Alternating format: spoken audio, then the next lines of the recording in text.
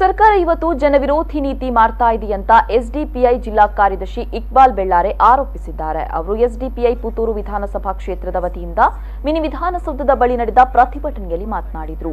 ರೈತರ ಫಲವತ್ತಾದ ಕೃಷಿ ಭೂಮಿಯನ್ನ ದೊಡ್ಡ ದೊಡ್ಡ ಬಂಡವಾಳಶಾಹಿಗಳು ಖರೀದಿಸುವಂತೆ ಭೂ ಸುಧಾರಣೆ ಕಾಯ್ದೆಯ ಲಾಭಿಗೆ ಸರ್ಕಾರ ಮಣಿದಿದೆ.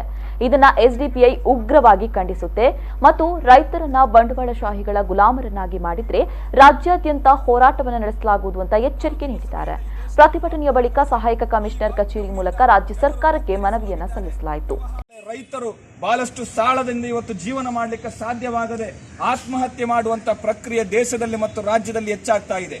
ಇಂತಹ ಸಂದರ್ಭದಲ್ಲಿ ಸಾಲದಲ್ಲಿರುವಂತಹ ರೈತರು ಕೃಷಿಕರು ಏನ್ ಮಾಡ್ತಾರೆ ಅಂತ ಹೇಳಿದ್ರೆ ಬಂಡವಾಳಶಾಹಿಗಳ ಈ ಹಣದ ಆಮಿಷಕ್ಕೆ ಅವರು ಬಲಿಯಾಗಿಕೊಂಡು ಅವರ ಫಲವತ್ತಾದಂತಹ ಕೃಷಿ ಭೂಮಿಯನ್ನು ಇವತ್ತು ಬಂಡವಾಳಶಾಹಿಗಳಿಗೆ ಮಾರಾಟ ಮಾಡುವುದರ ಮೂಲಕ ಅವರು ಸಂಪೂರ್ಣವಾಗಿ ದೇಶದಲ್ಲಿ ರಾಜ್ಯದಲ್ಲಿ ಇವತ್ತು ಕೃಷಿ ಅಂತ ಹೇಳುವಂತಹ ಒಂದು ಫಲವತ್ತಾದಂತಹ ಜಮೀನುಗಳು ಇವತ್ತು ದೊಡ್ಡ ದೊಡ್ಡ ಬಂಡವಾಳಶಾಹಿಗಳ ಕಂಪನಿಗಳಾಗಿ ಮಾರ್ಪಾಡಾಗ್ತದೆ ಅಂತ ಹೇಳುವಂತಹ ಬಹಳಷ್ಟು ಅಪಾಯಕಾರಿಯಾದಂತಹ ಬೆಳವಣಿಗೆ ರಾಜ್ಯದಲ್ಲಿ ನಡೀತಾ ಇದೆ ಅಂತ ಹೇಳುವುದನ್ನು ನಾವಿವತ್ತು ಅರ್ಥ ಮಾಡಿಕೊಳ್ಬೇಕು.